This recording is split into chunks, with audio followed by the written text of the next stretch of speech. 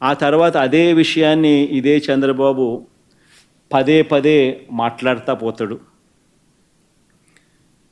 పనిలో పనిగా అంటే అప్పుల విషయంలో, ఆంధ్ర రాష్ట్రానికి సంబంధించిన అప్పుల విషయంలో ఆంధ్ర రాష్ట్రం శ్రీలంక అయిపోతుంది అని చెప్పి దుష్ప్రచారం చేస్తూ ఆర్గనైజ్డ్ క్రైమ్గా ఏ రకంగా వాళ్ళు తీసుకొని పోయారు అన్న విషయాలు నేను చెప్తా ఉన్నా.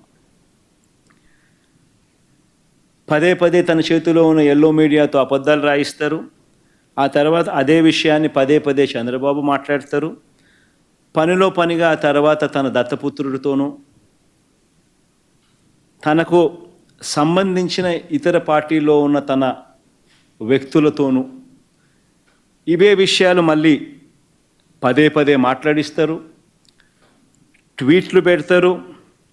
చివరకు దాన్ని ఒక అంతర్జాతీయ అంశంగా కూడా మారుస్తారు.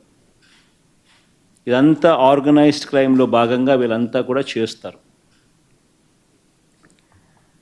ఎందుకు ఈ విషయాలన్నీ కూడా చెప్తా ఉన్నాను అని అంటే, ఈ ఆర్గనైజ్డ్ క్రైమ్ అన్నది ఏ విధంగా జరిగింది అని చెప్పి మీ అందరికీ కూడా ఎక్స్ప్లెయిన్ చేయబోతా ఉన్నాను. సాక్ష్య ఆధారాలతో సహా చూపిస్తా. మామూలుగా అయితే మీ అందరికీ తెలిసిన విషయమే, నాకు తెలిసిన విషయమే, అందరికీ తెలిసిన విషయమే, కామన్ సెన్స్ ఉన్న వాళ్ళు అందరికీ కూడా తెలిసిన విషయమే. ఏ రాష్ట్రమైనా కూడా, ఏ ప్రభుత్వాన్ని తీసుకున్నా కూడా ఆ ప్రభుత్వం అప్పులు చేయడము, అప్పులు తీసుకోవడం అన్నది బడ్జెట్లో భాగమే. ఇవన్నీ సర్వసాధారణంగా జరిగే విషయాలే. ప్రతి ప్రభుత్వానికి, ప్రతి రాష్ట్రానికి ఎఫ్ఆర్బిఎం లిమిట్స్ ఉంటాయి. కేంద్ర ప్రభుత్వం చెప్తుంది జిఎస్డిపిలో ఇంత పర్సెంటేజు మీరు బారో చేసుకోవచ్చు అని.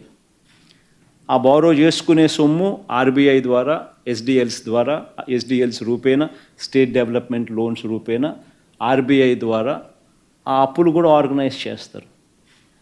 ఏ ప్రభుత్వమైనా కూడా ఇంత పర్సెంటేజ్ ఆర్బీఐ ఏదైతే చెప్తుందో, జిఎస్డిపిలో ఇంత పర్సెంటేజ్ అని ఏదైతే చెప్తుందో, 3%, 3.5% ఆఫ్ ది జిఎస్డిపి అని ఏదైతే చెప్తారో అంతే పర్సెంటేజ్లో ఎవరైనా తీసుకోగలుగుతారు.